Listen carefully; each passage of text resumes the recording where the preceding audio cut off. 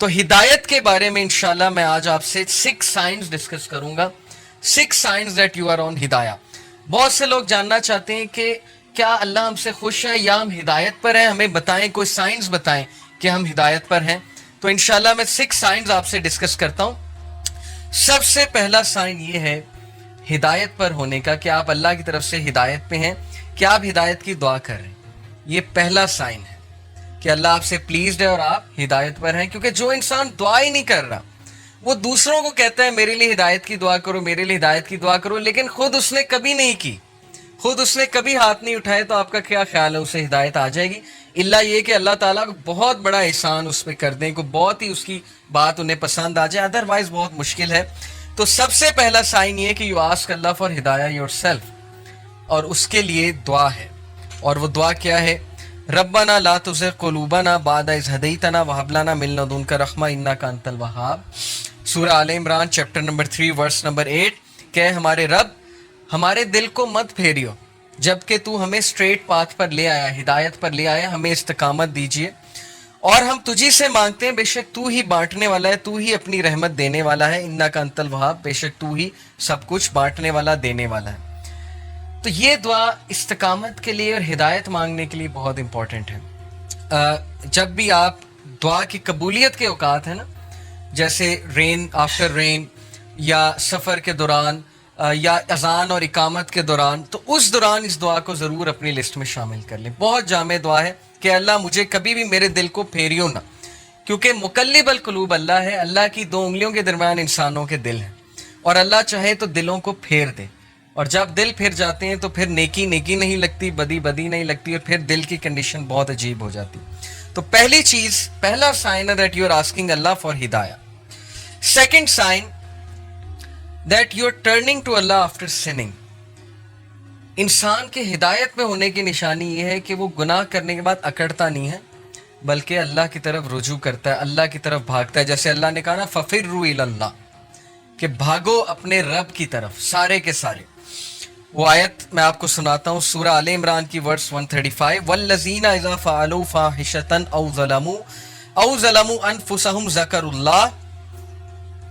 وَالَّذِينَ إِذَا فَعَلُوا فَاحِشَةً, when they commit an evil, جب یہ کوئی فحش کام کر بیٹھتے ہیں, کوئی گناہ کر بیٹھتے ہیں. اس سے ثابت ہوا کہ نیک لوگ سے بھی گناہ ہو جاتا ہے, ہر کوئی پھسل جاتا ہے. او ظلموا, اور ظلم کر بیٹھتے ہیں, انفسہم, اپنے نفس پہ, ذکر اللہ, اللہ کو یاد کرتے ہیں فوراً.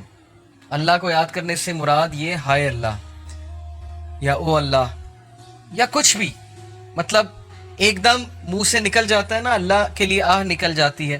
یا گناہ جب کرتے ہیں ایک دم سے اللہ یاد آ جاتا ہے کہ یہ میں نے کیا کر دیا, صرف یاد آنا, ذکر اللہ, اللہ کو یاد کرتے ہیں. فاستغفروا لذنوبہم, اور اللہ سے معافی مانگتے ہیں, اللہ سے رجوع کرتے ہیں کہ اللہ مجھے بچا لے, میں تباہی کی طرف جا رہا ہوں, مجھے اس چیز سے سیو کر لے. اللہ کو یاد کیا, اللہ سے استغفار کیا. وَمَن يَغْفِرُ الذُّنُوبَ إِلَّا اللَّهُ, اور کون ہے جو گناہوں کو معاف کر دے سوائے اللہ کے؟ کوئی نہیں ہے جو اللہ کے علاوہ گناہوں کو معاف کر سکتا ہے. وَلَمْ يُصِرُّوا عَلَى مَا فَعَلُوا وَهُمْ يَعْلَمُونَ, اور کون ہے جو اللہ کے علاوہ گناہوں کو معاف کر دے, اور پھر کہا کہ یہ گناہ کرنے کے بعد پرسسٹ نہیں کرتے, اس سے توبہ کرتے ہیں اور پوری کوشش کرتے ہیں کہ اس طرف واپس نہیں پلٹیں گے. اسی لیے ٹرو ریپینٹنس کی کنڈیشن میں آپ کو بتاؤں, اسکالر کہتے ہیں کہ ٹرو ریپینٹنس یہ ہے, اگر آپ نے دیکھنا ہے نا کہ آپ کی توبہ قبول ہوئی ہے کہ نہیں ہوئی ہے, تو یہ دیکھیں کہ آپ اس گناہ سے بچ رہے ہیں کہ نہیں بچ رہے ہیں. تو گناہ سے توبہ یہ نہیں ہے کہ گناہ کیا اور پھر توبہ کی اور پھر گناہ کیا, یعنی پلان کر کے توبہ کی اور پلان کر کے گناہ کیا. یہ پلاننگ والا جو کام ہے یہ خطرناک ہے. باقی یہ کہ انسان پھسل جاتا ہے بار بار بھی, وہ بھی میں آپ کو ایک حدیث سناتا ہوں, بٹ کنڈیشن یہ ہے کہ سچے دل سے توبہ. ان ابن عباس رضی اللہ تعالیٰ عنہ عن النبی صلی اللہ علیہ وسلم قال ما من عبد مؤمن الا وله ذنب يعتاده الفینة بعد الفینة او ذنب هو مقیم. ابن عباس رضی اللہ عنہ سے مروی ہے کہ نبی اکرم صلی اللہ علیہ وسلم نے فرمایا there is no believing servant but that he has a sin he habitually commits from time to time. انسانوں میں بہت سے انسان ایسے ہیں جو ہیبیچول ہو جاتے ہیں ایک گناہ کے, بار بار کرتے ہیں، پھسلتے ہیں، بار بار توبہ کرتے ہیں، پھر وہی گناہ بار بار کرتے ہیں. او ذنب ہوا مقیم علیہ لا یفارق حتی یفارق الدنیا. He habitually commits from time to time, or a sin abiding over him that he does not abandon until he departs from the world. وہ گناہ وہ ریپیٹ کرتا رہتا ہے کیونکہ اس گناہ سے وہ ٹیسٹ کیا جا رہا ہے. وہ اپنی بیسٹ ٹرائی کر رہا ہے لیکن سم ہاؤ وہ بار بار پھسل رہا ہے. کتنا ہوپ ہے دیکھیں اس حدیث میں. ان المؤمن خلق مفتنا توابا نسیا اذا ذکر ذکر. اور پھر نبی صلی اللہ علیہ وسلم نے ہیومن نیچر بتائی. ویریلی دا بلیور، بے شک ایک مومن was created to be tested, test کرنے کے لیے بنایا گیا ہے. Repenting and forgetful, if he is reminded he will remember. اس حدیث میں ایکسکیوز نہیں ہے گناہ کرنے کا.